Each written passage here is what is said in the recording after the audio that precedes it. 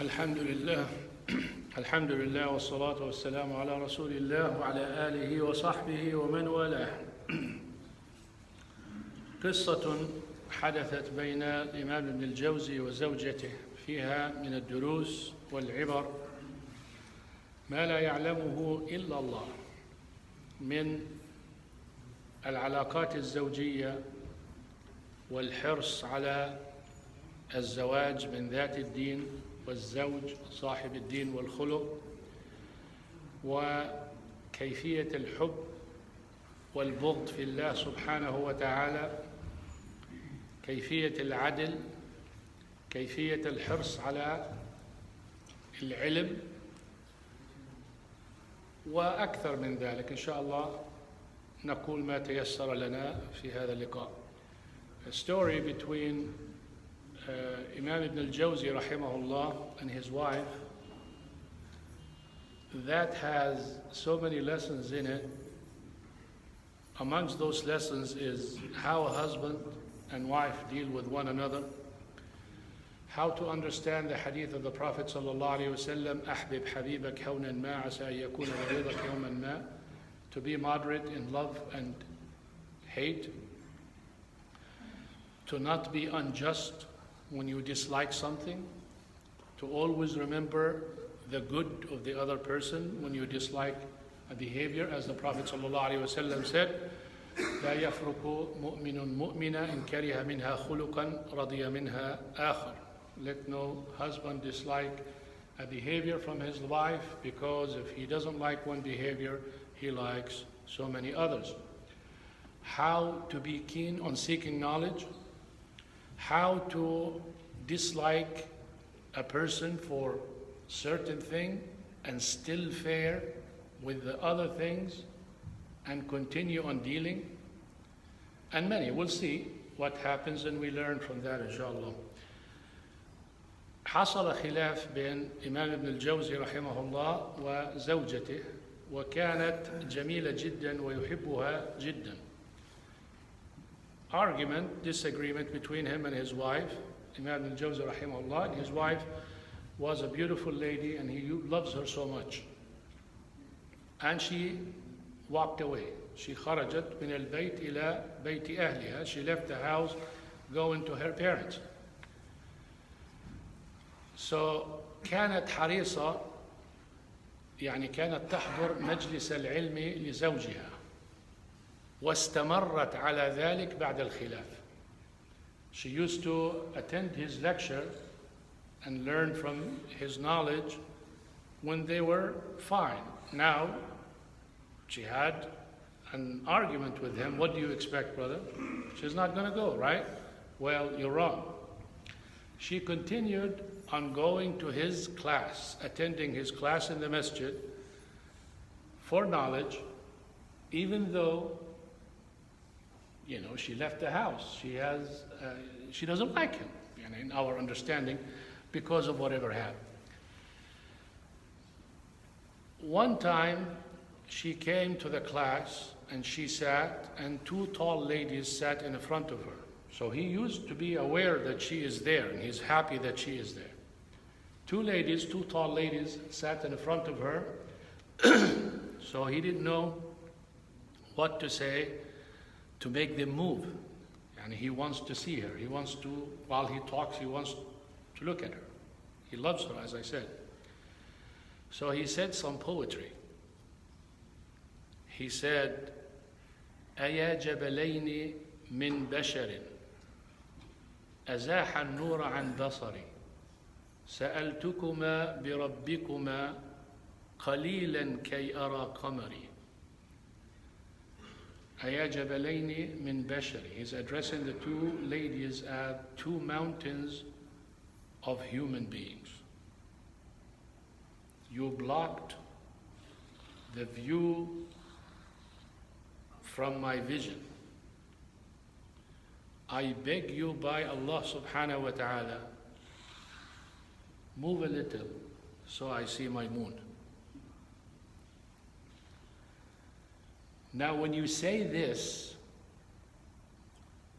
most wives will say, هاي إسلام ولا بلاش. where are those Ibn al-Qayyim look-alike? But for a man, he would say, where is Ibn al-Qayyim's wife look-alike? Name a time that you disagree with your wife and she continues to listen to you. Well, okay, you can say what she listens to me. She would come and sit in your lecture.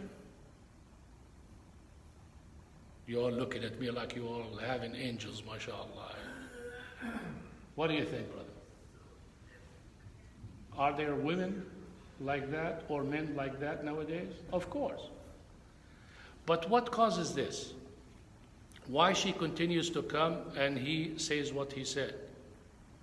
Faith is number one. And he knew whom he married and she knew whom she married. She married based on faith and he married based on faith. And when you have the faith, you're always just. If you dislike an act, you don't cancel the person. It shows how serious a person when he or she seeks knowledge. It doesn't matter if you like the person or not. If he has the knowledge that you want, you go and sit and listen. Because some people say, I don't like his voice. I don't like his delivery. I don't like this and that. Yet, he has the knowledge that you are looking for. Are you willing to be patient to sit and listen? Now, she is not in good terms with her husband. It's very hard to sit and listen to someone you're not happy with at the same time. But her objective was seeking knowledge, a lot more than anything. And him seeing his wife, the one who walked away from him, sitting there, is pleasing to him because it tells him how fair she is, and at the same time, how fair he is.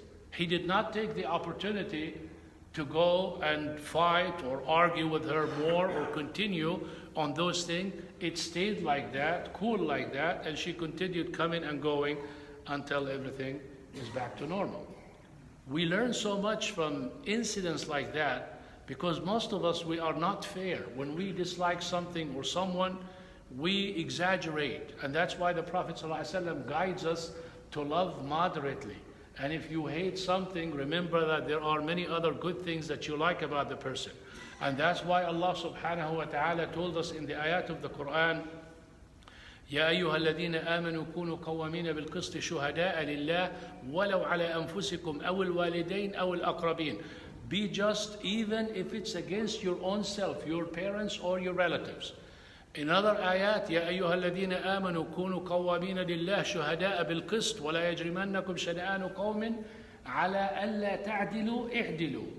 O you who believe, establish justice and be firm with that, and for the sake of Allah subhanahu wa ta'ala, even if you are an enemy to that person or that person is your enemy, be just with him and deal fair with him. All of this command is addressed to whom? To everyone? Yes, to everyone. But who really benefits from it? Believers.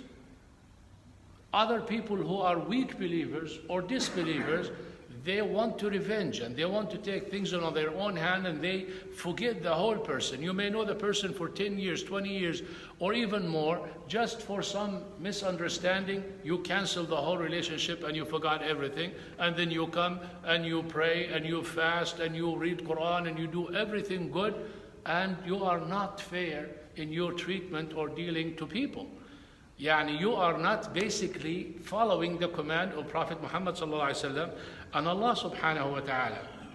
So when we look at those things, we understand the importance of not just being faithful or knowledgeable. Put it in real life application. Don't just read the hadith or read the ayah or explain it to me or give me a lecture. Put it in real life. Let's see it practiced with your children, with your husband, with your wife, with your friend, with your enemies, outside, inside, in the masjid, at work, at play, all of that. That's what Islam is all about, and that's the meaning of Islam, is a way of life. A way of life. Islam is life, not just a way of life. It's life. It's life. It puts life in you, and it revives people around you.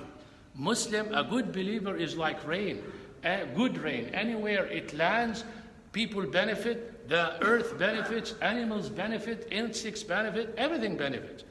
And that's why we need to really be aware of all of these commands, understanding well and put it in real practice.